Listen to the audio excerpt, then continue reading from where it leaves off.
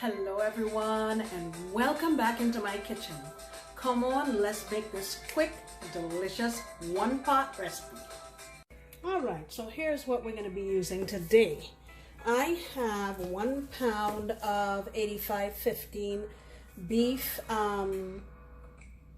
I just didn't want to have a whole lot of fat in this, so I chose this. What I'm going to do is get this on the stove and get it browned and remove the excess fat.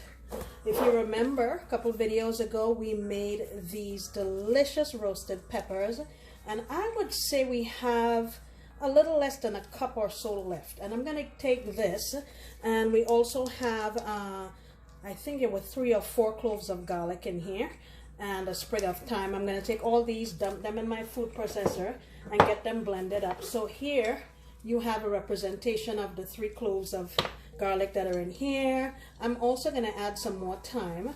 I have a half of a large onion, and then we have an assortment of dried spices and stuff that we're going to be using. Now we're also going to be adding pumpkin to this, and I have made this before, not with the roasted peppers, but by itself, and it was amazing. Okay, let me get my meat browned and get this blended up together with my peppers, and I'll be right back.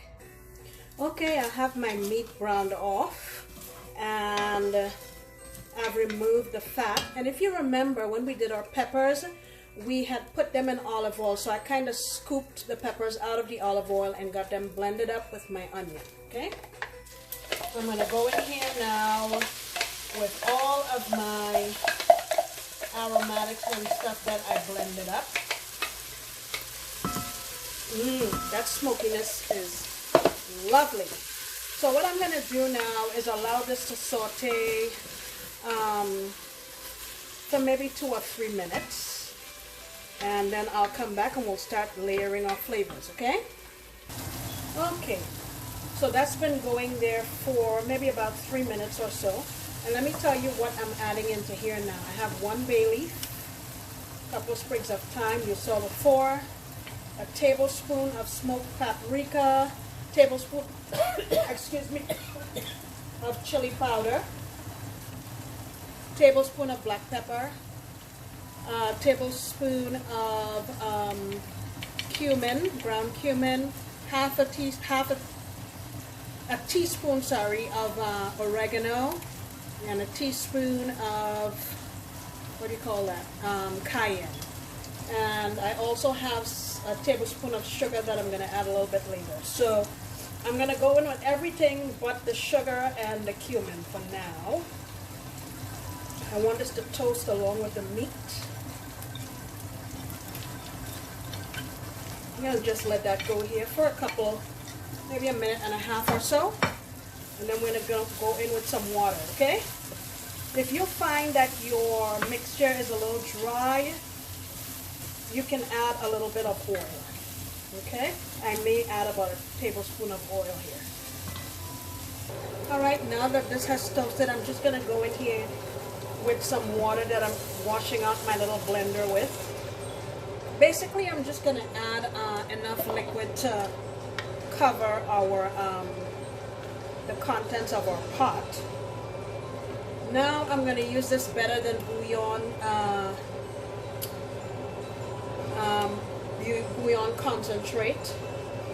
I'm going to go in here with, I'm going to say, about a tablespoon and a half, it looks like. Get in there. And we'll taste as we go, okay? Forgot I had my fan on. The next thing I'm going to add is a 15-ounce can of pumpkin.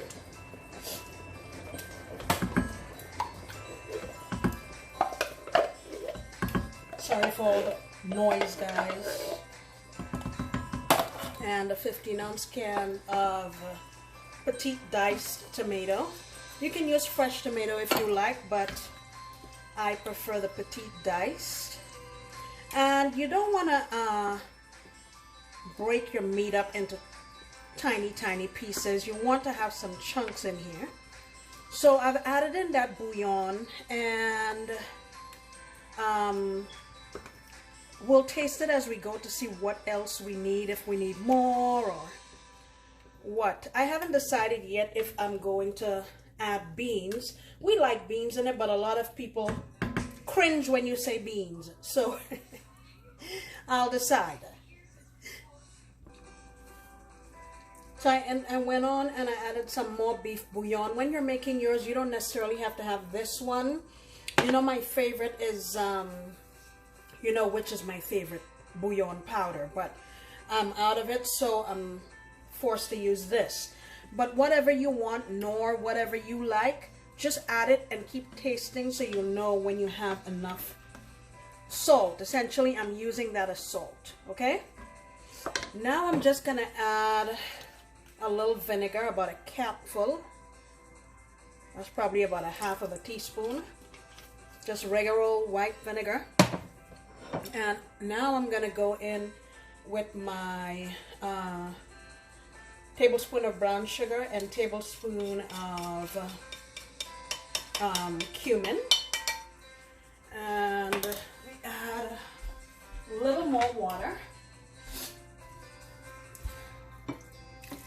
Okay, there we go. That should be enough. And I looked in my cabinet and I have butter beans. So just make as you go, guys. We're going in with butter beans.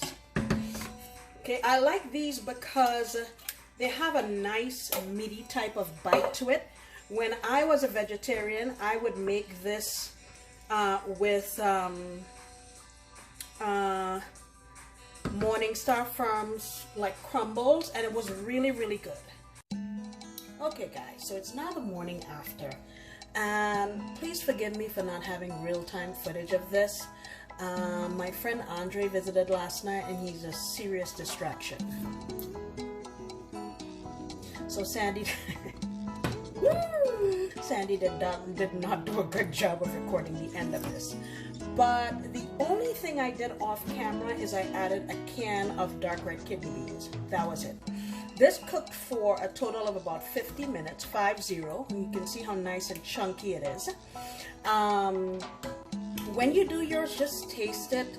If you need more salt, add more salt. If you need, well, I chose to add my bouillon because you get more flavor that way.